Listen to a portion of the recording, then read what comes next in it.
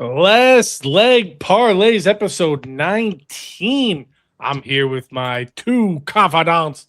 I don't know if that's how you say it or how. I don't care. That's how you say it. I'm with Mikey Charms and my man Butch. 19 weeks in a row. How you guys doing? Yo. Good. 19 weeks. We're going for 20 next week. That's going to be a show. Big show next week. Big show. We got World Cup. We got finals. We got the Mets are going to be on a 10-game winning streak by then. We got all kinds. Ruined it. We got all kinds of great stuff, but we got a great show tonight too. Starting off with the NBA, our New York Knicks. That's right, our New York Knicks. 130-93 over the Cavs for another sweep.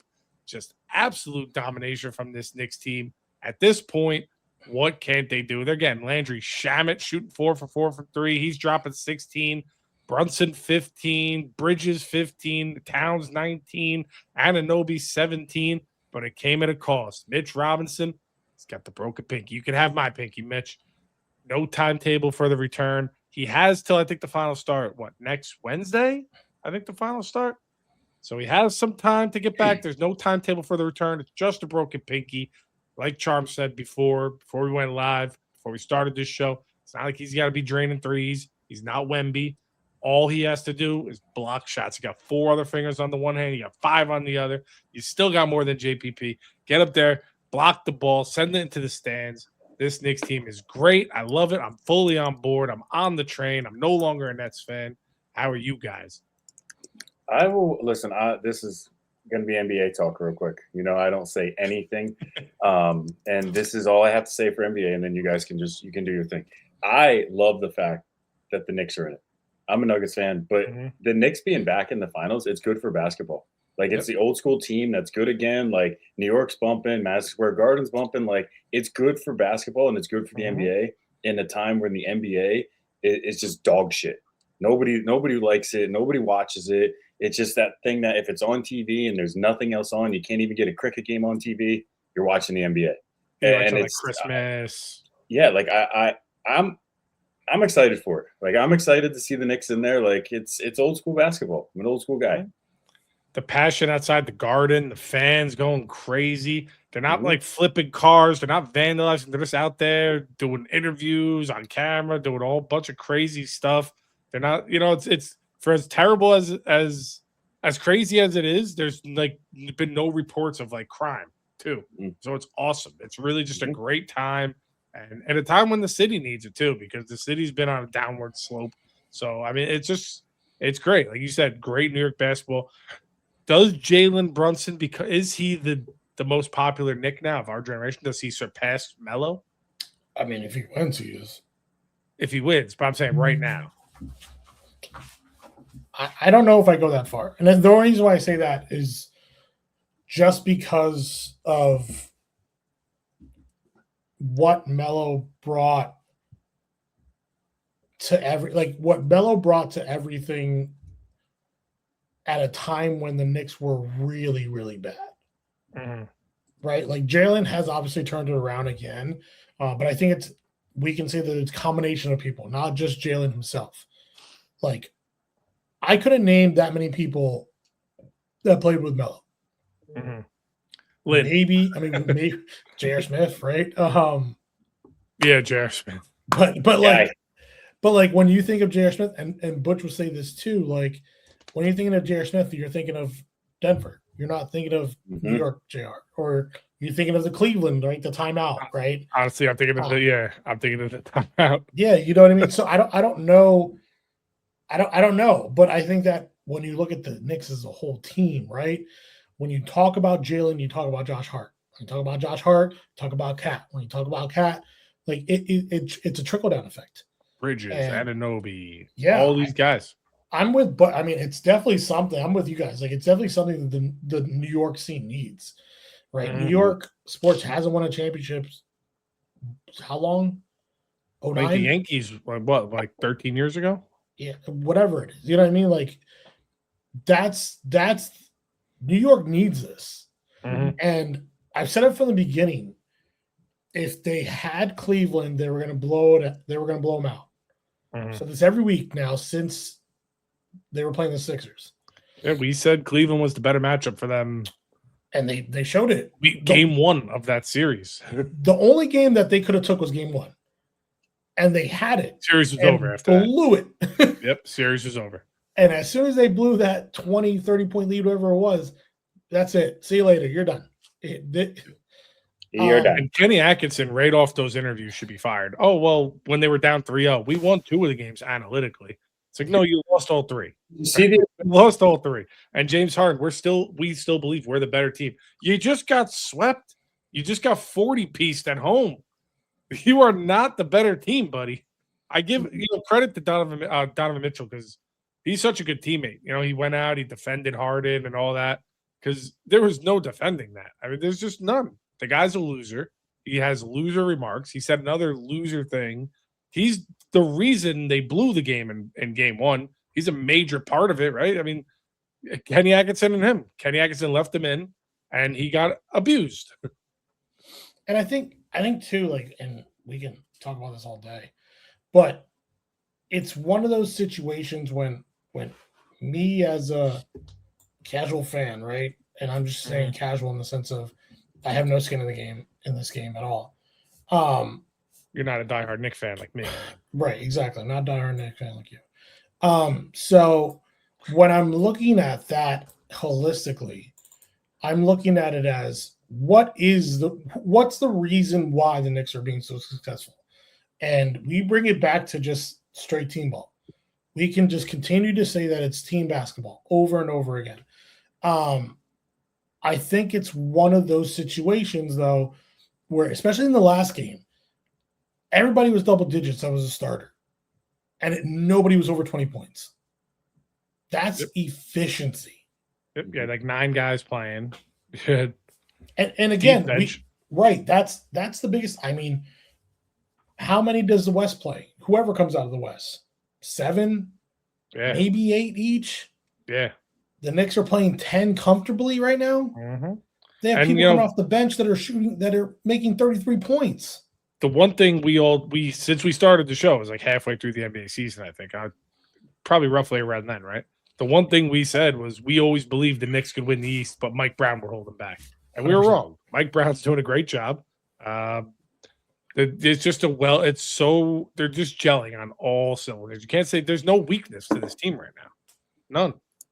Right. And I think the problem with the West, there's a perfect example right now. Right now we're watching it. We're filming on Thursday night. So the West is playing right now. 22-35 at the end of the first. Right. Game 6, 22-35 at the end of the first. I'm sorry, but the difference between the Knicks and both West teams is that the Knicks can score 30, but they're going to make sure you don't score 15. Mm-hmm. And that's been the difference in every series so far. Mm-hmm. Is that defensively, they're using defense to become offense. And they're doing it by tiring you out because they can play 10 people. And I think the Knicks 5-piece the Spurs. I think the Thunder give them, obviously, I think the Thunder are a better team. They're much, much more difficult series. I don't see how the Spurs team, from the Knicks team we were just watching, I don't see how the Spurs team competes unless Wemby drops 60, like 50, 60 a game. You know what I mean? I mean, where else would they have an advantage? I'll listen to Butch's first before I say. I gave my 2 cents. No, I meant going into the finals, whoever wins, where do you think they end up at? How many games? I do agree. I do agree. If it's the Spurs, I think the Knicks take it in 5. I think if it's OKC, it comes down to 7 games. See, if it's the Spurs, Knicks sweep in 4. If it's OKC, Knicks in 6. And the only reason why I'm saying that is because just poetically, right? We talk about everything, but imagine OKC. I hope not OKC, and we all 3 of us agree with that. But imagine OKC versus the Knicks. Knicks are up 3-2 in the 6th game. When it's the solace of World Cup, Mets home game. I think the Yankees home game. There's a I don't know golf if the tournament. Yankees are home. I Okay. think it's just the Yankees. The Mets, I mean. So Mets World Cup game in MetLife. There is a PGA golf tournament in New York, and Game 6. The city will burn. First of all, what absolute psychopath is going to a Met game that day? Oh no, I'm not going to Met game. We He just raised his hand, the psychopath. Yeah. Yep. We talked about this today on one of our calls with a bunch of work guys. We said if it's 3-0 and they're going to game 4 in the city, we're going to the city and going to a bar. Oh, yeah. Just to see I don't know how I'm going to get home, right? Because obviously I live in Jersey. I don't know how I'm getting home. You got to get a hotel room. Like I just want to see the city burn. Like, I want to be a part of it. Yeah. You got to get a room in the Heights and take a subway or a cab all the way up there and stay there for the night or something. Earn an outer borough. So I think that's my take. My take is if it's the Spurs, they sweep in 4, quick in and out. If it's OKC, I think they win in 6. Yeah, just and it's going to come down to Caruso because the Thunder's bench is pretty deep too. Jalen Williams, Caruso, Jalen Williams, Carson Wallace, but Caruso's been playing out of his mind. He's been like the MVP of that team right now. I mean, he's carrying them somehow. And before we get into why we all hate the Thunder, I do have a nice video. So when you say what you gotta say, you had a point to make, and then we'll dive into that. I mean that was my point. Oh, okay. Yeah. Because what I will say is that the Thunder have and I know Butch is going to dive in on this. This is going to bring him back out of his NBA hate to talk about. The Thunder have just ruined basketball. I mean, there's no way that they're not practicing these flops and everything. SGA started it. Williams is doing it. McCain is doing it. You saw Plumlee run into he came in at the end of the game and just took McCain out. McCain asked him why he did it. He said, I got another one for you. They upgraded that to a technical. It wasn't even that bad either. He just lowered his shoulder and ran into his back a little bit. Like, it's a common foul, maybe even a foul in the 90s. You know, it's just, but you hit him and he flops forward and sells it so dramatically. It's disgusting to watch. And I love that all the media heads and all the podcasters and everyone, even the announcers in the game, are finally starting to talk about it, because Adam Silver was on McAfee and he was basically saying it's no big deal. But if there's this much noise around it now where everyone's like, this is getting too much, it's insane, they got to regulate it like they do with soccer where they make it like a foul, or if you get caught flopping, there should be an offensive foul. That's it, no questions asked. They do it in soccer. Foul, ball the other way. Upgrade it to a technical if you do it 2-3 times. But soccer did it. You know, there's ways to do it. You got to regulate it. And what they're doing now is not – you can't keep doing it. It's terrible. And they get away with it in the regular season because no one watches the Thunder, right? Locally, they do. But we're not watching the Thunder unless they play the Nets or the Knicks, and you know they're on TV out here, or Philly. But now you see it. Now it's on a grand scale, so everyone sees how pathetic this brand is, and it's frustrating. A once great sport that we used to all love. It's become comical at this point. I mean, I think it's one of those things, and we'll have a video and we're going to show the stats here in a second. But it's so comical that when we were watching it, it's a situation where you know it's coming. Like, you know when SGA is about to flop. Like, if I, as a casual watcher, because I don't care. I can get two freaks about Oklahoma. Right. Regular season games over under 5. Right. You know what I mean? So like, I'm sitting there watching. It's like, oh, here comes the flop, and like clockwork, boom, there it is. Yep. I'm gonna pull it up right now. So I got this off of X. It's not off YouTube.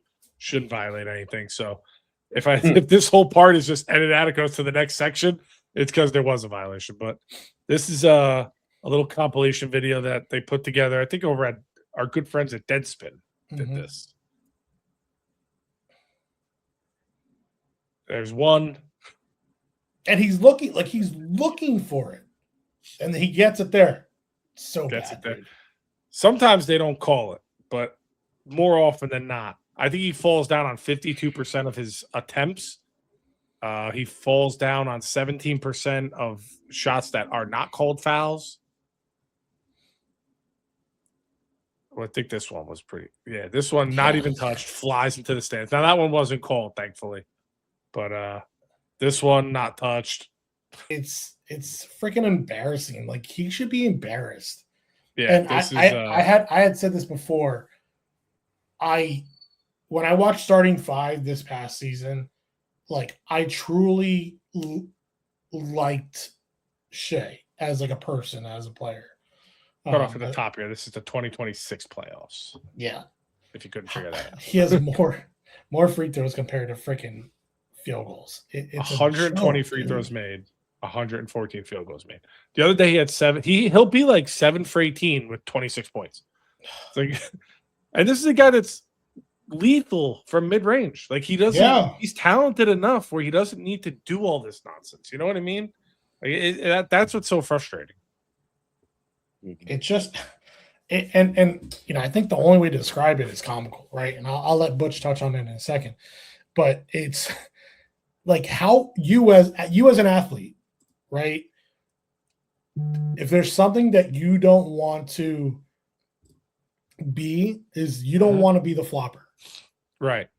Right. And we can go back to LeBron. LeBron started this back when he was in Miami in 2008. Yeah.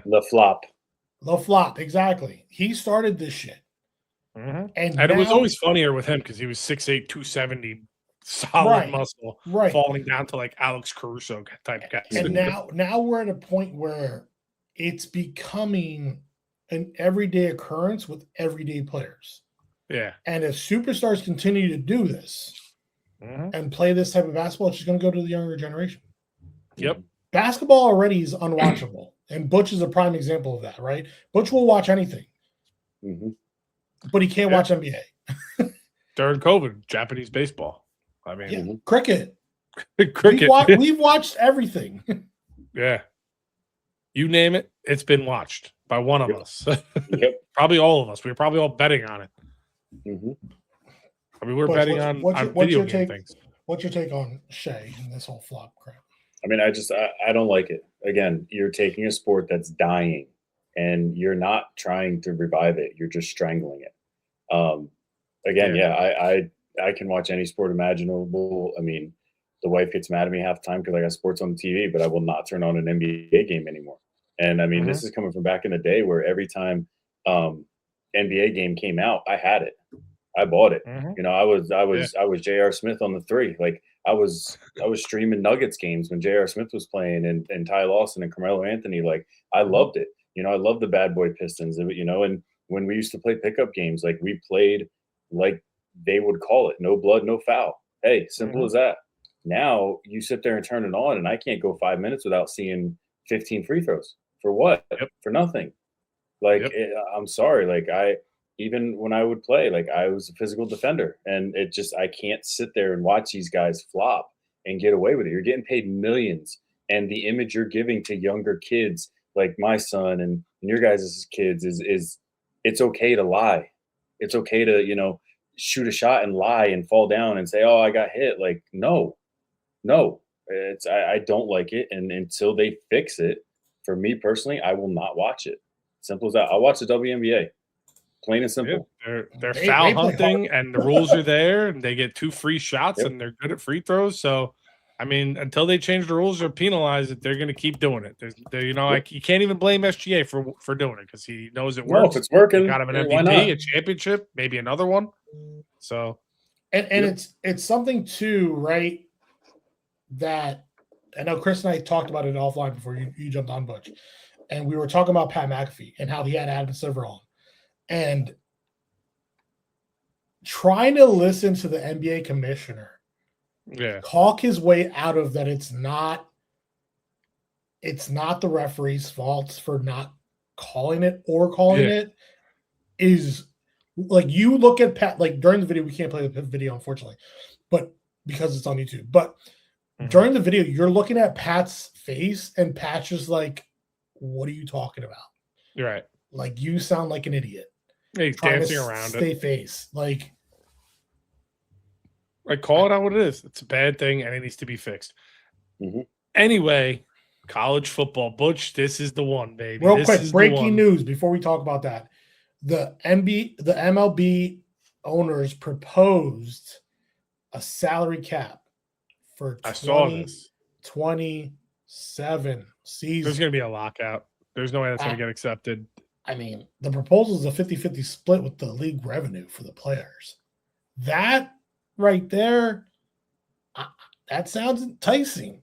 There's a minimum, too. Teams have to spend. Yep, there is. There is a floor. Like. I sent you the graphic. I don't know if you're going to be able to put it up. But I sent you the graphic. Right now, if you're looking at the floor and the teams underneath it, there's 11 teams currently that are below the floor. And there's only 3 of them that are doing well under the floor. Every one of them, terrible. So team revenue, does that mean Ohtani gets his payings when he bets on himself or he bets on the Dodgers or any game? Like, is that team revenue? So the way that they're proposing it, it's basically that was his interpreter, Butch. Yeah. They have a proposed salary floor, which is $171 million, and they have a hard salary cap, just like the NFL, of $245. Yep, there it is. Which I love because these owners can't just keep squeaking by spending $20 million and then get 50% revenue, and you're not going to put in any money. I mean, that's crazy. Look at the Rockies, sell the team man. Or care about the team. Like the Rockies, literally, what is it? $130 million, I think it is, for them, and they only have 20 wins. Like, you're a joke. Mm-hmm. You're a joke. But look at Cleveland. Shout out Hags. Look at that. Again, overachieving for sure. Not going to disagree with you on that. The Brewers. Nobody gives a shit about the Yankees. Who cares? And even the Rays. The Rays are up there too with just over 100. And they have like the most wins of isn't it like don't the Rays have like the most wins of any team in like the last 5 years or something? And they're spending no money. Like, spend some money. What is with these Florida teams? And don't get me wrong, some people spend money terribly. Look at the Mets and the Red Sox. All right, we don't have to do that. But you know what I mean? I think a salary floor and a hard cap, like, look at, there's only one, let's see, 1, 2. Oh, sorry. 1, 2, 3. No, you're good. I have it on my screen. 1, 2, 3, 4, 5, 6, 7, 8. There's only 8 teams that have to figure out a way to get under their salary cap. Mm-hmm. That's not bad. No. I think it's going to be harder for teams to go above the salary cap than that hard floor. Then this is going to make a GM so much more money because now they actually have to build a farm system, care about the farm system, can't ship off every top prospect for a rental that's going to bring in $40 million. And David Stearns is not that guy. I mean, honestly, you know who right now who's in the best position? The best position right now, best position team, the Braves. Mm-hmm. People used to joke about, oh, you pay Acuna this, you pay Albies that, you pay. Guess what? They're right by the salary cap. They don't need to worry. So I think it'll be interesting as these negotiations continue to go on. But I think this is definitely the right way to go. Yeah. Butch? I think they're going to have to extend the cap a little bit. They're going to have to go a little higher, maybe like 300. But they're having a floor is huge.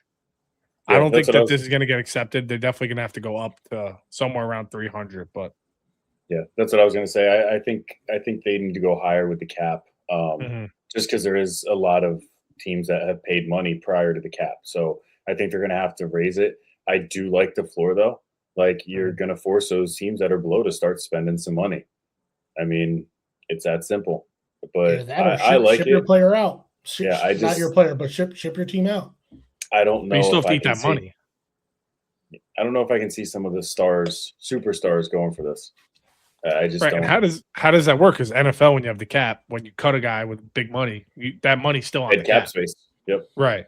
I mean, they're going to have to, that first year, they're going to, in order for them to get under, I'm sure there's going to be regulations about dead cap space for just that first year. Right. Because all the contracts weren't written for cap. Like, that's what NFL GMs are so masterclass at, is doing all that crap. Like Ohtani's cap hit in 5 years is going to be $100 million. Right. And then How do you? the players arguing is like, hey, you're going to have to rewrite everybody's contract. This is too all much. of them. This is too much. I work. mean, some. Or they're going to have to extend the cap. When we look at it right now, it's only like 8. Like, even if we go to 300, then there's only really 3. It would just be the Mets, Yankees, and Dodgers, basically. Yeah, I mean, obviously the Toronto and the Phillies are right there, but I mean, they're closer to 300 than anybody else. I think the harder part, to your point, like, yeah, that sounds difficult with them getting their cap down. I think the spending. These owners don't want to spend money. No. They want to make as much money as bottom possible. tiers. Yep. Like, I mean, the Astros won a World Series a couple of years. I mean, like, not too long ago. You know what I mean? I wouldn't mind seeing them look at the Dodgers and say, hey, you're the highest. Here's where the cap is, right where the Dodgers are at. You can't go any higher. And in 5 years, you need to be down to 245. That's the hard cap. It's a gradual decline. You have 5 years to adjust contracts, rewrite contracts, let people go. And then once 5 years hit, here it is, 245, dead cap space hits, everything's good to go. Because then as a player, you can't complain, hey, we got 5 years to negotiate and maneuver things. And, you know, these MLB owners are going to have to reach out to the NFL and be like, how the hell do you guys do it? Show us the way. Like, I would be opposed to that. Let them gradually work their way down. Yeah. It'd have to be a 5-10 year kind of proposal because to then be fair, you got to deal with the years. The years are going to matter so much more now. Let's just say it's 250 million, just for argument's sake, instead of those 10-year, $300 million contracts are but out the no, window. let's just say it. That's putting 10 million per position, like per roster spot, because it's 25-man roster. Right. So it's 10 million per like that's a lot of fucking money. Like not a lot.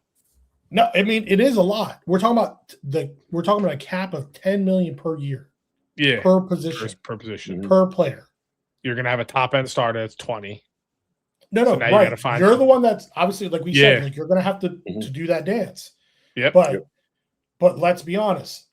We're just use Philly because obviously Butch and I are Philly fans. What you're paying Zach Wheeler, you're not paying Andrew Payne at the number 5 spot. You know what I mean? So that's where the dance is. All right, if I'm paying him $20 million, guess what, homie? You're getting the brunt of that. And you're getting paid $1 million. And they're going to have to work all the farm system stuff out. They're going to have to work all that. The 40-man roster, they're going to have to figure out how that comes into play. If you bring a guy up and send him back down, how does that go against your cap? It's going to be insane. So I'm looking forward to doing that. That's why I would like them to see like a 3 to 5 year plan. Like, hey, start high and work its way down. Right. Hey, MLB, call me. I'll give you ideas. Yep. I would like it, honestly, like obviously this wasn't meant to be a topic, but I would like it for it to be if you start in the farm system, you're under that payroll to the end of the year. Right. How many people would you keep down? Well, you would have to be on the AAA? 40-man, not just on the farm system. You'd have to be on the 40-man roster. No, 100%. I get what you're saying. What I'm saying is keep them on the payroll of AAA or AA. You're stuck there. Caps? That's no. I wouldn't do a cap. Keep doing. They don't get paid anything right now. They get paid like $30,000. I know, but I'm saying if you have a cap, then you could stash one of these guys on the AAA 100% roster. Like and you bring in like a vet, welcome who's to the game. 1 year, $15 million, and you're like, all right, you're starting in AAA. The one thing the Packers do very well, they stash players on the practice squad. They get paid but the they're not veteran minimum stashing of $10, $15 $100K. million guys on the practice squad. No, I'm saying I'm not disagreeing with you on that. What I'm because saying they don't have to be on waivers. What I'm saying is the Packers for the past whatever, let's say 5 to 10 years, they've kept 2 quarterbacks on staff, on roster, and they've always kept 2 quarterbacks on the practice all squad. your quarterbacks are fucking Pro Bowlers, jerk off. but regardless, one of them goes down, then they bring them up for the practice squad for 2 or 3 games, and they're getting paid practice squad money. Again, look at Brock Purdy, Mr. Irrelevant. He's years 3, 4 on his contract, playing like a superstar, Pro Bowl, going to NFC Championships, getting paid like $200,000 a year, like still driving a minivan. Like, well, he just got paid.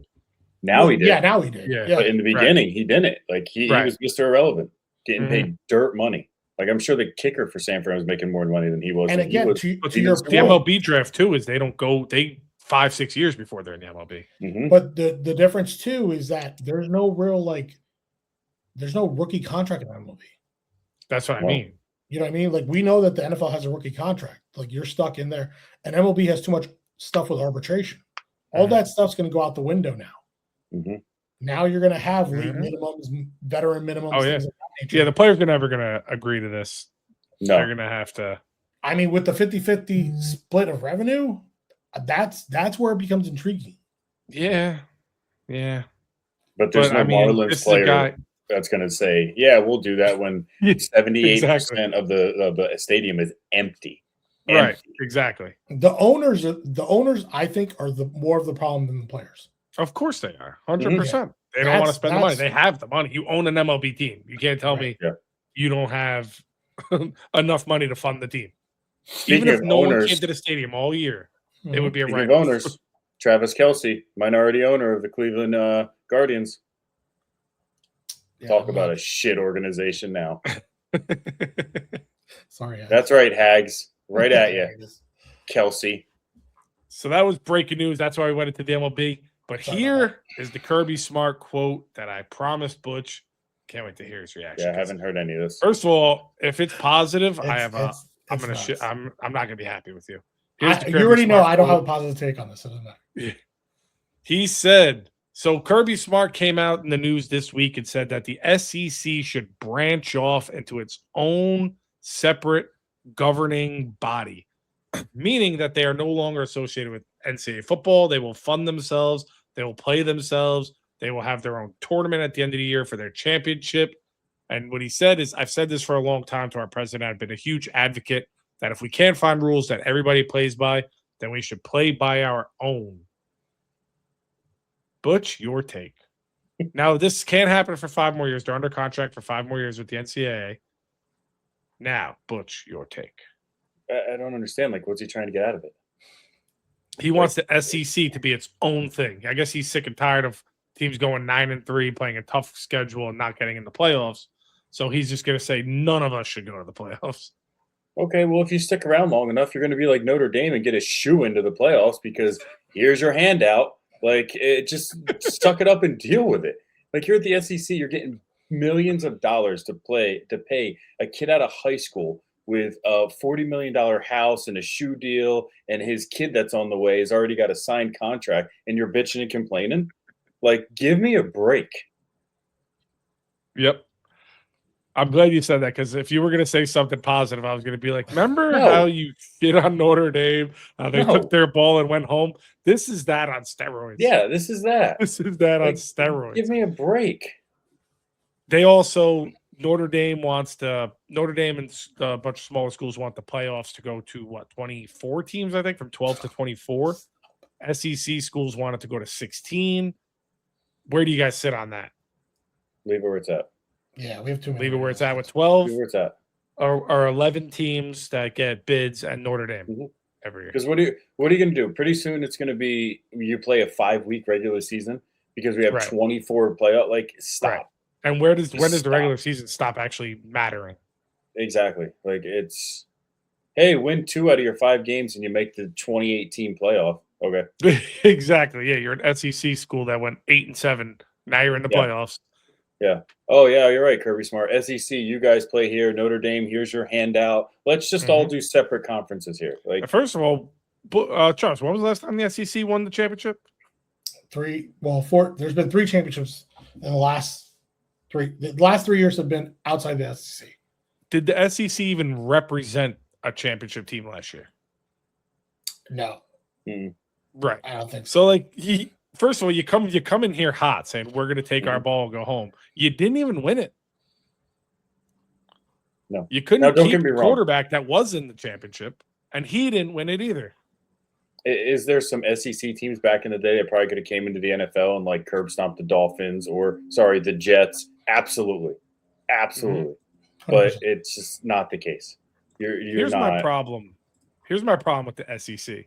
The SEC was so used to being the only conference that paid players illegally, and they were able to bring in all these guys, right? They were the bullies of college football because they were paying the kids, they were bringing them in. You know what I mean? Now everyone can pay. So it's not necessarily you have to go to the SEC. You can go to an Indiana. You can go to a Miami. You can go to Notre Dame. You could go to anywhere. Texas Tech. You know what I mean? You don't have to go to an SEC school. You're gonna get on TV, right? Because all the games are on TV now. So you're gonna get the exposure. You're gonna get drafted. It's not like teams only draft out of the SEC. So you don't they don't have that leg to stand on anymore. They're not that big powerhouse. I mean, the Big Ten, the ACC, these are conferences that can compete with the SEC now. 1A independence. So he's arguing that he wants the rules to be even, but now they are, and everybody can pay players. It's all legal to pay players, and now he's still pissed off. Like, you were doing stuff that rules weren't for everybody. You were paying under the table. You were slipping, funds to mama, to papa. And now all of a sudden they came out and said, hey, everybody can pay players. It's all legit. And you went, oh, shit. We ain't the top dog anymore. We got to fight for stuff. We got to fight for players. We got to offer this kid now a bigger house or a tattoo deal. What? No, this ain't fair. This ain't fair. We're all by the same rules, but then you're going to go and say, I want everybody to be by the same rules. Get out of here. Yep. It's great. And first of all, Kirby Smart should be focusing more on having his drivers not drive drunk into poles and into people. And maybe just keep some of your players out of jail and not worry so much about starting your own governing organization. Not so smart, huh? I think, and I had mentioned this, when we talked about this off the air. It's a situation where I've said this before, and I said this in past episodes. College football needs to be just taken out of NCAA altogether. It can't be. We're at a time where NIL has ruined college football, and we're at a point now where basketball too. Well, I'll put that to the side for right now, because college basketball, they're still very competitive. Like, we've talked about this, right? Mid majors are becoming more competitive, but the top of the top is starting to really separate the cream to the crop from these bad teams. And you can tell from, like we said, look at that SEC. They're top heavy, not bottom heavy. Their bottom teams are terrible. But we're at a point now where, all right, Kirby, you don't want SEC in it? Fine. Take all the college football teams out. You guys are your own entity, and let's continue with the NIL money that are going to the different universities, and you get a certain portion of it. You talk about this, and this is a great transition to F1, right? Make everybody even playing field. Plain and simple. Everybody has a cap of 100 million, right? We're talking about caps now, right? Breaking news, transitions. They need a commissioner, and they need a cap. Yep. Plain and simple. There's no reason, and even if you're blowing a lot of money, it doesn't mean shit. Ohio State had the highest payroll in NIL last year. And they didn't even come to I don't even think they were in semifinals. No. So what is this money doing for you? Because guess what? You just transferred all these players over to you, and they didn't even go to the championship game, and they're just going to leave next year? What are we doing? So that's my take. Look, I get it, Kirby. You think that SEC is the greatest conference in the world? It's not anymore. Right. Plain and simple. It's just not. And as you said, that moves right on to our F1 recap. Got a graphic for you guys right here. Bang. I actually watched this one. This one was on Netflix. I actually watched it. I turned it on around lap 51-ish. Right after, what's his name? Antonelli's teammate. George After he Russell. Right after he got taken out. Died. Yeah, right after. That's when I turned it on. I'm not I gotta say, it was great. I liked watching. I'll give you my little take real quick. Now I don't know F1. This is my super casual take here, but Verstappen and Hamilton dueling it out at 2-3 right there. No one could catch Antonelli. He was unbelievable. He couldn't get anywhere near him. But Verstappen was in second till about like 5 laps left, and then Hamilton overtook him and never gave it back. It was exciting. I liked it. If you guys don't watch F1, It's on Netflix, so you can go watch it. You can go watch that last race, F1 Canada. I like it. I might actually start watching the show now. It is exciting. You're unbelievable. I like it. It is good. You guys didn't sell it. You did a bad pitch. Yeah, right. Cool. You're a liar. Mute yourself. But back to the actual. Let's start with the sprint. I think the way that I personally had said was going to happen happened. I told you that Mercedes was going to push the sprint for George. That's exactly what they did. I think it was interesting, and Butch and I were talking, and Justin were talking about this on Sunday as the race was happening, that Kimi is just different. And what I mean by that is you can tell that their cars are very similar between George Russell and Kimi at Mercedes. But Kimi just doesn't care. He has that killer instinct that Max has. And that's scary when you have the fastest car on the grid. And I think that it was very obvious when George was doing every trick in the book to make sure Kimi didn't take his spot. And it wasn't working. Mm-hmm. And again, we talked about it during last week's episode that we said the sprint will dictate what happens for the grid because there was only one practice. There was qualifier, race, qualifier, race. Like there was not many practices. And Max did he overachieved way more than we expected. But Lewis not practicing anymore on simulators did something to him because homeboy's driving like he was back in, 2015, like just driving with no care, no purpose, just about like, I need to try to get qualified and get as many points as possible. Mm-hmm. Yeah. I think, you and I talked about it on the side. Kimi, their cars are pretty much similar, but Kimi drives like he doesn't care.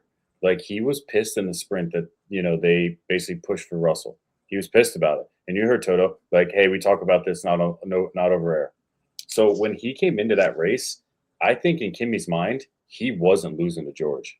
He doesn't care if he's his teammate. I mean, when you watch that race before George's car dies, it died because Kimi pushed and pushed and pushed. I mean, they're going into a corner and George Russell's braking and Kimi's still flying.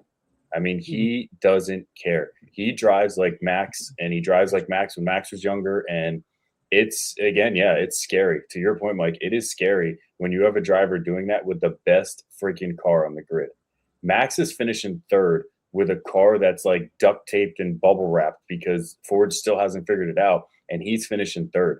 You put Max in that Mercedes, and good Lord. But again, Kimi's driving just like him. And until somebody gets a car that's not Mercedes that can match him, he's just going to run circles around the grid the rest of the year. He really is. And if Mercedes and Toto don't get a handle on this fight between them two, because let's face it, last year's Lando and Piastri, like inner battle is nothing compared to what this is going to be, because Kimi's 18 years old. He don't give a shit. Yeah. He's, he's looking to make a payday. He's looking to make a name for himself. He's looking to be the next Max Verstappen. He doesn't care. He is going to go after his teammate. And if Toto and them don't get a handle on it, you may have a lot of wrecked cars, because it's going to happen. And again, I think it goes back to what we had said previously, where we're at the point now where we're still at the beginning of the season, which sounds crazy, but we're at a point now where Toto's got to be looking at it, and it's like, why do I have George in the seat? Like, do you have another conversation? Right, we're still 2 months out from summer break, but last summer break they had a conversation with Max. Why not have it again? Max, you hate your car. Come to Mercedes. Mm-hmm. Let you and Kimi just fight it out. You're gonna beat him because you're the better driver. Has Verstappen come out and said he doesn't like the car? He hasn't. Yes. He has. It was nice to see him podium at least. I mean, he pretty much said all weekend, like, the car's not what it should be. It's just not. He will say it without saying it, but he can't flat out just be like, this car sucks. Mm-hmm. Yeah, like because it looked like he raced like as good as he possibly could. Like he looked like he was says, racing like, oh, a flawless janky. race. it's shaky. I'm lacking a little bit of power yet. Like, oh, it's just not where we want to be. Hey, we're making moves to get it better. We're doing little things. We got our scheme down. But if anybody knows Max, that's his way of saying, I can't say it, but this car is dog shit. I'm doing everything with the car. Like, it's just not right. Without trying to sell the out. Best Butch has said this week on and weekend that whenever we talk about F1, when Max goes out and does other races in other leagues, it's because he hates F1. When he doesn't do that, he's number one. He's focused on F1. Nothing else is bothering him. And again, he does better when he has a challenging principal in front of him. And I'm sorry, but Red Bull, since they lost Christian, they won't have somebody that's more superior than Max. Max needs to be challenged. And the only principal on the grid is Toto. He's the only one on the grid that can go out there and be like, you aren't doing good because your car sucks. And come race for me and you'll win. And Mercedes has the power to do that. They touched on it last year. And Max said, nope, I'm not talking to anybody. He never said, nope, I'm not leaving. But his contract's going to be up. What is keeping him? Why would anybody stay at Red Bull? He has a better chance to be like, oh, Lewis is going to retire. Let me go to Ferrari. That's better than staying at Red Bull right now. Yeah. Red Bull's car is fourth best on the grid right now. And that's not going to change. I don't care how much time they have in the summer. It will not change. They need to figure it out. They need a whole nother year. Yep. And you're not going to get it because regulations are going to change. Because 100%. the FIA are seeing that like it's losing interest. Like, I mean, yeah, Chris, you like it, but when we've watched it for a few years, like to us, it's boring. Like it's the same thing back in the day that people used to bitch about you turn the race on. All right, let's see who's second to the bottom because Max is just 20 laps ahead of everybody. Like nobody's catching him. Like people started bitching and complaining about that. And it's not going to be long until we get that way with Kimi. It's just, it's not FIAs. They got to figure it out. Like get through this year, stroke Max, keep him there for one more year, change the regulations again, and then give it another shot. I'm telling you, Chris, just watch Drive to Survive from the beginning, and you will see the competitiveness. The competitiveness in season one with Red Bull, Mercedes, and just the way that, and you could see the come up for Max from season one. You will see that it was more strategic, number one, as a team, right? Because you needed your second guy in command and second seater to slow down other cars so you could build up a gap, or you needed them to go out and get their tires first, changed, so that way they can slow people down, so that way you can go get change, come back. It was way more strategic behind it, but also there was more strategy. Sorry, that's what I meant to say behind it, but also pure drivers. If you were the better driver, you would win. Because everybody had similar cars. Obviously, the engines were different, but they had very similar cars where your driving took priority over the car. And there was times where, and we could talk about how Max won his first championship because it was bullshit, but Max won it purely based off of his ability to want to win over Lewis because the car wasn't better, but his psychoness and the way he drives put him in a position to be able to beat Lewis. And I think that's when you go back and you actually watch it, which you should watch it, jerk off, you will see the rise, and I don't want to say fall, but the over the top of the peak coming down. And then you watch that Brazil race and you'll understand he is a different monster. It's a complete downpour you can't see, and he's still ripping 200 miles an hour while people are taking it slow because he just doesn't care. He's a driver and he didn't spin out. Like he He's a natural driver. And again, he's proven it. I've said it week in, week out. He's proven it when he goes and does these other races and sets 7 of the top 10 speeds for that car and goes and does another marathon race and is doing well there. Like, he is a driver. You're boring him. That's why he's doing these other races. All right, I'm definitely going to watch it. But we're going to move on to some trivia now. That's some good F1 stuff. And right after The Sopranos, I'm going to watch it. I promise. You've watched this already. This was episode 2 when you were watching The Sopranos. Anyway. I don't know how much time you think I got, but The Sopranos is an hour episode every night. Unbelievable. We won't go there. Moving on. So, this week's going to be a little different trivia. By the way, at halftime right now, the Thunder caught up a little bit, 60-53. Wemby with 22 on 9 of 16 shooting. Shai leading the Thunder, 10 points, 4 and 11 shooting, only 2 free throws. They know. Shocking. They know. We'll see how the refs take charge in the second half. Second half, yeah, 100%. All right, so this week's topic, or category, as we say, is college game day hosts or analysts and where they went to college. What? But you're going to know a lot more than you think. This is like war movies for you. You're going to know a lot more than you think. So, you're going to say the analyst, and we have to say where they went to college? Correct. Okay. Correct. Number 1. Lee Corso. Notre Dame. No. But come on, man. All right. Chris? I actually don't know this one. Say a college. Florida? Nope. Butch. Florida State.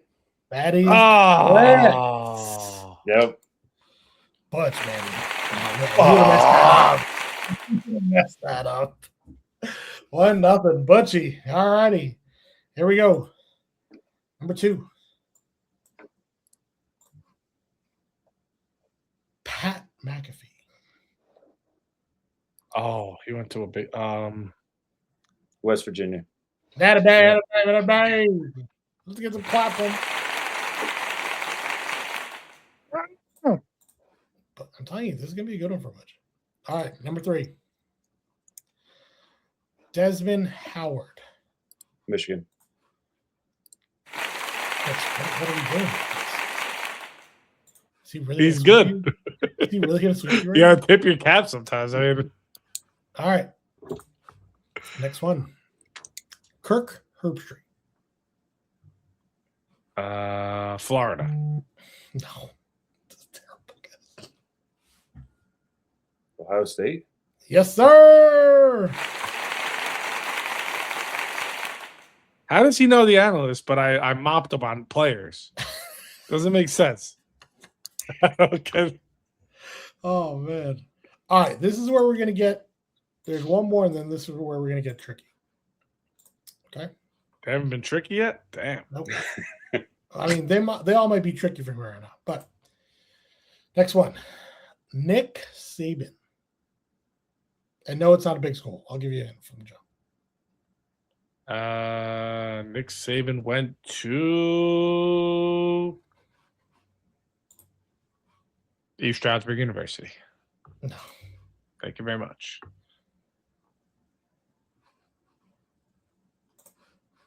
I will help you once Butch guesses. Toledo. You can, No. That's a very good guess, though. Very good guess. The school is in Ohio. Again, Miami of Ohio. No.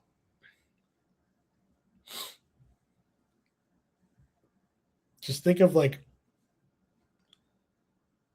random colleges. That was my random college.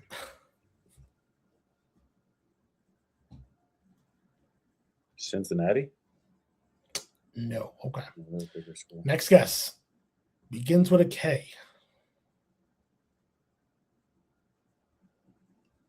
Kennesaw State.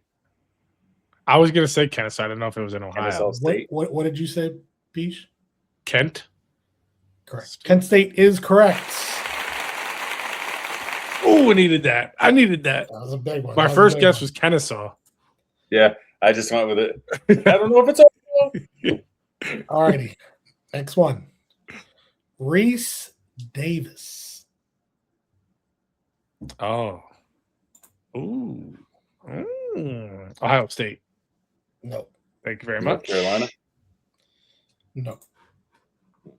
It is a big school. Big school in the South. Big school in the South. Auburn.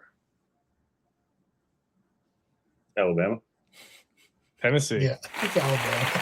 All right. Score one for me. Tennessee. All righty. Next one. There's 3 more. Chris I didn't win Fowler. already? Unreal. You won already, but still. Let's All just right, good. Chris Fowler. Chris Fowler. He's a Midwest boy. Iowa. No, that's a great guess, though, but no. Missouri. Nope. Texas Tech. Okay. I'm not going to give you. That's a no. You can give it to him because. All right. The guess. One of their primary colors are black. Primary colors, not alternate colors. Primary. Midwest. Iowa. Was already said. I'm just kidding. Purdue? No, another good guess. Another good guess. Another good guess. Cincinnati. Very similar colors to Purdue. Oh, Vanderbilt. Midwest. Midwest. Yeah, but they're similar colors. I don't know where things are located. You know how I am in geography. It's on the 3rd planet. It's on Butch's guess before I give you another clue.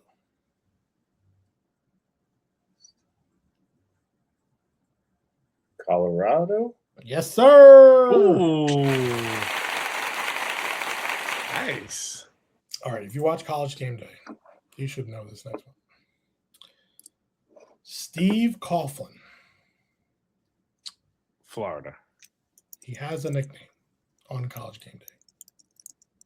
The Cough Man. Florida.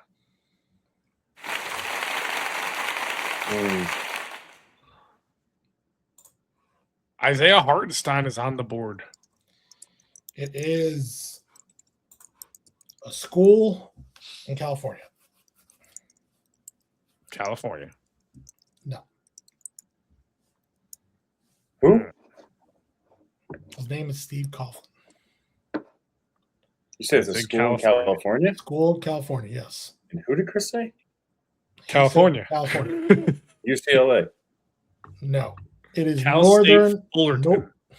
It's Northern California. Big school? Big school. Big school. Sacramento State. I'm gonna keep giving you clues since he keeps messing up. Andrew Luck went there. Stanford. Yes. Wasn't your guess, you little Wasn't jerk. your guess. Yes, they call him Stanford Steve. All right, this one I don't think any one of you would get, but I'm going to 5-pointer there anyway. Northampton Community College. No. Jess Sims. Jess Sims, Texas. Thank you very much. She went to a D3 school. Ramapa. I was going to say Phil Sims, Buffalo Bills, Buffalo University. It is in Connecticut. You're not going to get it. So Hartford. It is in Hartford, but it's not Hartford Community College. No. It is Trinity College. Yeah, Trinity College. I was thinking Rodman, the Bulls, Bills, Trinity Rodman. Holy Trinity. Jess Sims is a smoke. Let's all agree on that. She's a smoke. And that brings us to Butch's favorite segment. We don't know what it is. He was going to do war movies. Don't know what it is. But I'm sure it's going to be lovely. I wanted to hear the Battle of War movies, but, well, one of the colleagues let me down. So this week, I thought I've done movies. I've done music. And I know last week I said this and I kept it music, but I did go way off the rails today. Oh boy. It's your top 12 Okay. of the worst pet peeves. Okay. Pet Mhm. peeves. All right. Pet peeves. That could be Stuff that very- annoys you. That could be Stuff very that just aggravates you. ambiguous. All right. I like it. I can roll with it. Number 1, repetitive noises. Like in a short period of time. Just like, that Yeah. That does. over and over and over again. Or your kid, dad. Yeah. Wow. Yeah. As a dad, Nonstop. definitely way more susceptible to this than Mhm. Yeah, that doesn't bother me anymore because I just tune them out. 12, right? 12. There's 12 of them, I'm saying. Mhm. There's right? 12. Yeah. 7? I was sitting at 8. Okay.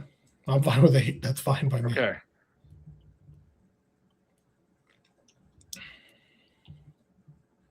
The next one, commercials. How spoiled are we now? Mhm. Yeah, I mean, for me, it If I doesn't see a bother. commercial, I rage. Third world problems. It doesn't bother me that much just because of, don't get me wrong, if this was a list 2 years ago or during COVID, man, it enraged me. I'll tell you where this bothered me. This bothered me because I was at someone's house, won't say who, and I was on Netflix, and there was a commercial. Oh no, that would make me mad. It made me very mad. If you have Netflix or Hulu or something with that with ads, that makes You're me buying, mad. if you're buying the bottom tier one. Yeah, that gets me angry. But Listen, I almost got murdered in the living room the one day because Amazon Prime, we were watching a show, the wife and I, and all of a sudden an ad came up and she looked at me, she's like, "You couldn't splurge $3 more?" And I'm like, no. Right. yeah, A month. It's 36 for the year. For me, it doesn't bother me just because I have no problem like watching a basketball game and there's a commercial on. But you've watched 2 basketball games this year. No, but any sport game, you know what I mean? Like I have no problem because I'll just flip the channel. Okay. But what happens when you flip a channel and that channel's on a commercial? No, I don't. It's a conspiracy. Stop. I don't have that. 6. To me, 7? this is like Or you wanna 10. This is like 10. Oh, you want to go 10? Okay, we'll do 10. Definitely the newer generation. They're right below us. Commercials got to wig them out. Yeah. The next one, slow service at a diner, This is restaurant. A big one for me. This one kills me. This was the big one for me because I get pissed when we go to Myrtle all the time. Yeah, and I don't. And people have to remind. Yeah. People have to remind us that we're in the South, and I hate it. Love it. I can't stand it. Love it. Where my parents lived in Delaware, it was like that.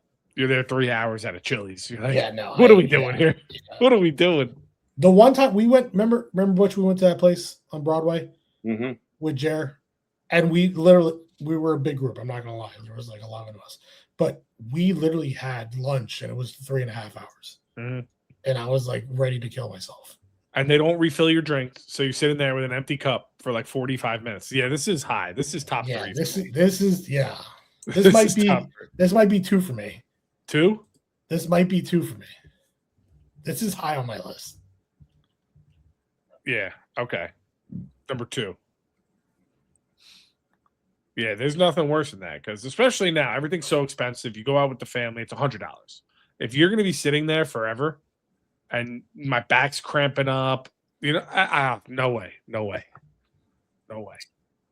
next one, paper cuts. I don't really get enough paper cuts to be in this game here. Yeah, I would agree. Everything's on a tablet now. When you get one on the old crease, yeah, it kills. Doesn't heal. No, yeah, I'm not going to disagree with you on that. I don't think. I'm just saying that either one of us are handling enough paper to. Right. You deal with paper trail. Yeah, I think. See, I think we're at 12. I think I'm at 12 here. Yeah. The next one, and we all know where this is on my list, but speakerphone in public. Yeah, This is a high one. this is 3. This is a high one. Yeah, this is This a top is 3 3 for sure. You're right. It's 1 for me. Speakerphone. There's no doubt about it. I'll go 3. I'm 3 here. We'll do there 3. has to be something worse than this. I know it's on the list. Yeah. All right. The next one. Traffic. This is 1. This is 1 for me. I cannot stand it. I cannot stand it.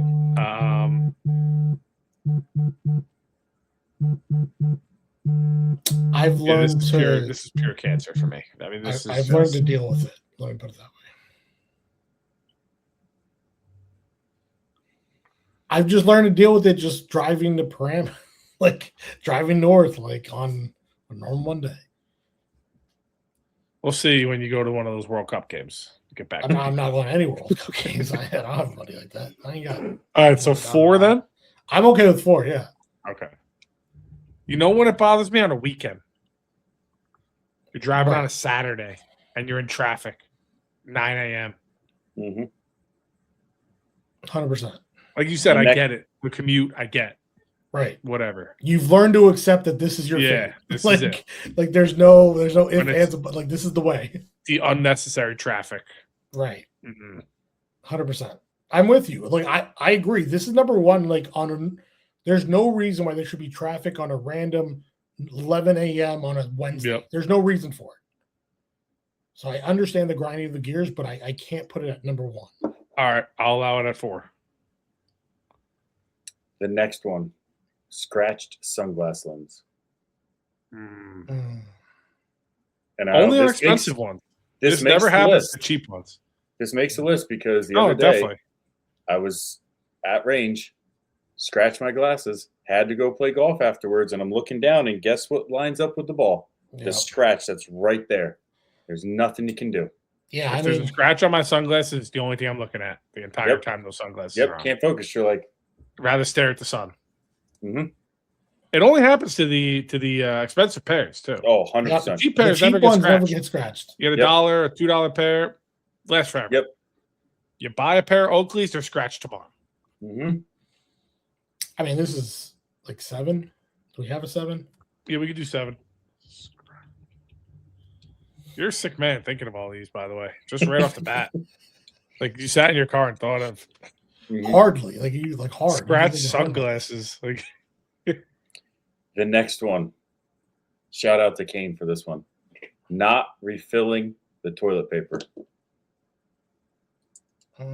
Like not putting it on the thing, or because I always have like you're sitting 6 or there 7 in the cabinet. You've seen a man about a horse, and there is none on the roll. I mean, I've learned to accept it with my kids, unfortunately. When there's none in the bathroom, because I can that grinds my gears. So I'm saying there's none, not refilled, not refilled. No, not that it's not refilled. Are you saying not refilled like it's literally not on the holder, or you mean like you don't have any? You don't have it. There's none within reach. I've never none within reach. That's a frustrating one. Like you're gonna have to get up and walk around the corner to get. Yeah, you got a turtle. You got a turtle. It's not high for me. It's not that high. Yeah, I'm also not like a respectable human either, so I could go 9 or 11. I can go 11 with it. Just 11. Yeah. Okay. So how are we gonna word this? Out of toilet paper? Yeah. Okay.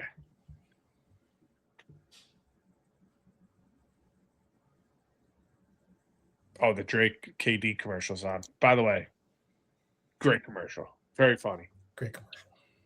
The next one. Speaking of commercials. Slow internet.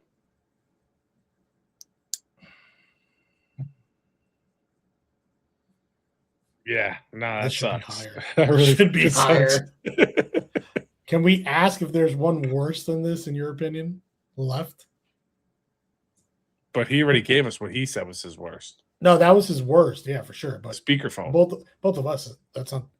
We know it's high, but it's not number 1. What do we have left? Slow internet for me is deadly because I don't have 1, service 5, here, 6, and 9. 1, 5, 6, and 9. There's one on here that infuriates me. I'm gonna go 5. I'll go 5. Yep. 5. Yeah, that was all I Yeah. needed.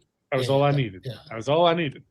Might I I took say, that personal. when I make these lists, I number them 1 to whatever, so I know exactly how many I have. That makes number 3 that you guys have matched with the number that I assigned as just the Really? list. Just the list. Yep. Huh. On my list of 12, slow internet's number 5, and you guys put it at 5. The next one, people that say sorry all the time. Yeah, I can't trust people like that. No. Hey, I didn't get enough sleep. Oh, I'm sorry. Oh, I'm did sorry. you fucking make it so I didn't sleep? No. Right. No, you Yeah. didn't. What are you saying Yeah. sorry for? Yep. Oh, I banged my foot. Oh, I'm sorry. Butch's stepdaughter does this all the time. She used to. She's a sorrier. Oh, yeah, She was a big sorry. Sorry, back in Sally. the day. Yes, it was. 6. I say 6. Let's keep 9 and 1. Yep. Saying sorry. Saying sorry bothers us. The final 2, I grew up here. We backseat drivers. Oh, One. this grinds my fucking gears. 1. Yep. This Can't is definitely stand it. number 1. can't fucking Can't stand it. stand it. Cannot stand it. It's terrible. And we all know who it is. It's Yep. always the wife. Never just wants to sit in that passenger seat and chirp the whole way. The Are you best gonna drive is when this they- close? the Are best you gonna is when they drive try this give close you to the directions. wall? When they try to give you directions, meanwhile they can't even follow GPS. They sit on their phone. You get to the turn. Oh, you got to turn here. You got to slam the brakes. Why'd you do that so aggressive? The road's 9 miles long. You waited. Or the best is, you're going the wrong way. No, I'm not. Mhm. I've gone this way my whole life. Oh my Mhm. God. Yep. Stop. Like, Just happened to me. Just happened to me. Just happened. We're gonna be late. You went the wrong way. I drive this way every day. it's crazy. We're not And gonna be your late because of this. Your number- Right. Your number 9, which I can arguably put up as a number 1B for me. Wet socks. Oh, my ether. Can't stand it. Hate it. Can't stand If it. I even am that person step that on a walks on the puddle, heels. The socks have to come off. Like, I'm a heel walker when I see red. Like, nope, not doing it. Yeah, I hate wet socks. I hate it, but I mean, it is what it is. So- It's number 9. But Honorable mentions, because I had 19. Slow drivers. Yeah, slow drivers I hate more than traffic. that would have been number 2, probably. High beam Yeah. drivers at night. Nah. You Yeah. know them. I just high beam Yeah. back. Long The checkout cars lines. now have the automatic high beams, which is more insane. Yeah, that's the crazy part. Long checkout lines. Mm.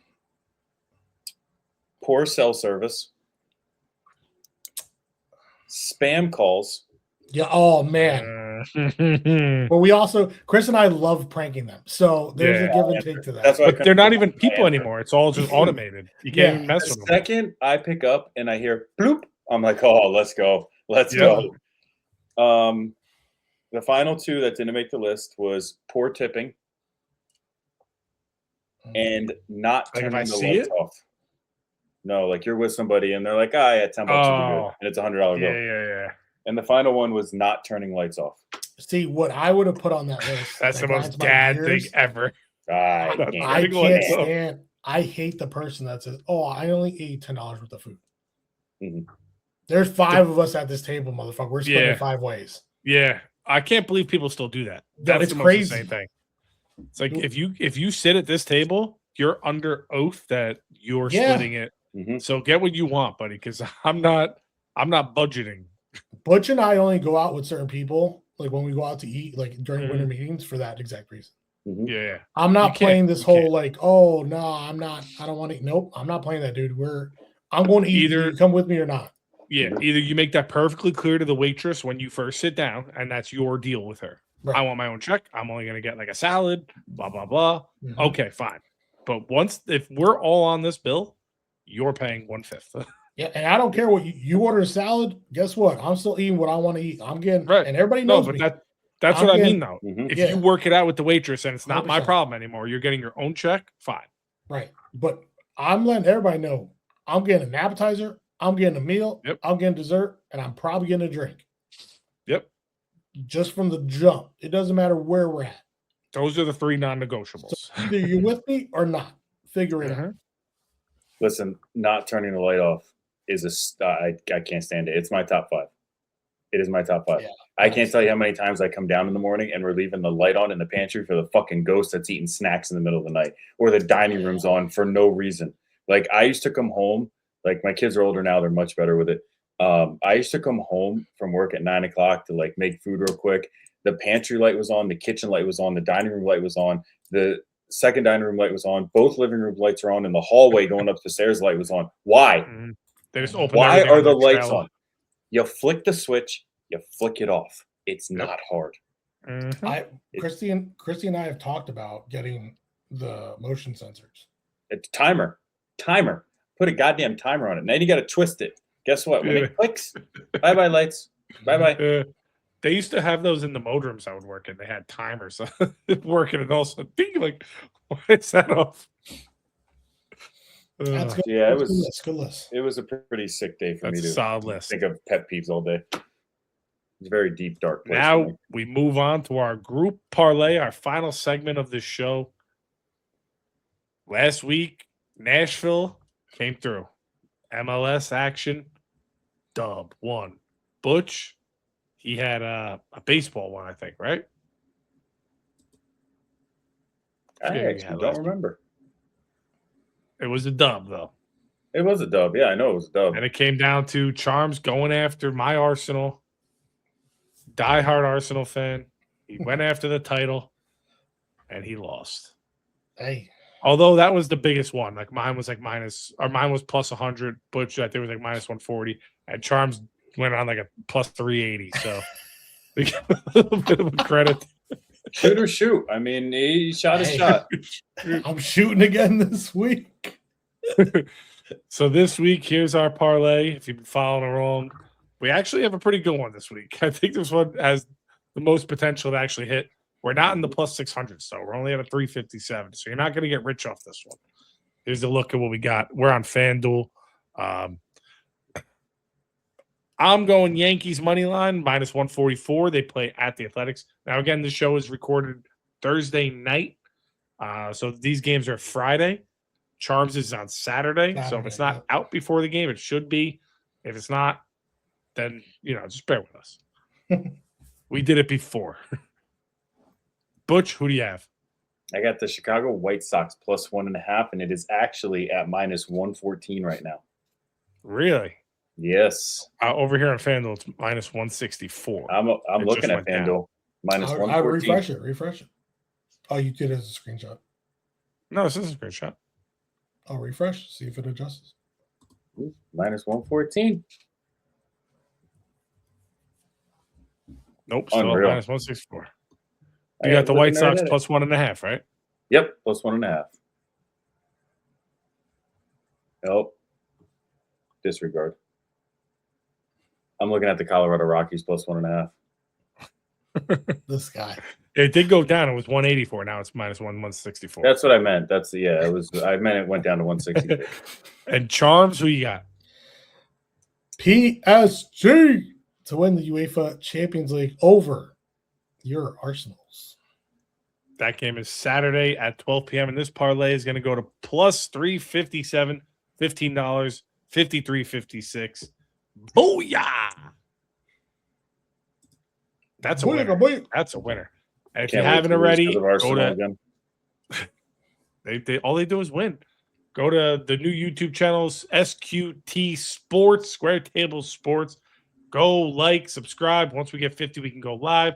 New channel. We're almost there. We're right on the cusp. Go there, like, subscribe. It means the world to us. It means nothing to you guys. Like all the other videos, comment. Thank you very much for tuning in. Big show next week. Big show next week. Big show next week. Mm-hmm. We're gonna. If I have to create a couple emails, I will. But we will be live next week. World Cup. Check us out Thursday, 8:30 next week live. Peace. Episode 19. Last Leg Parlays out.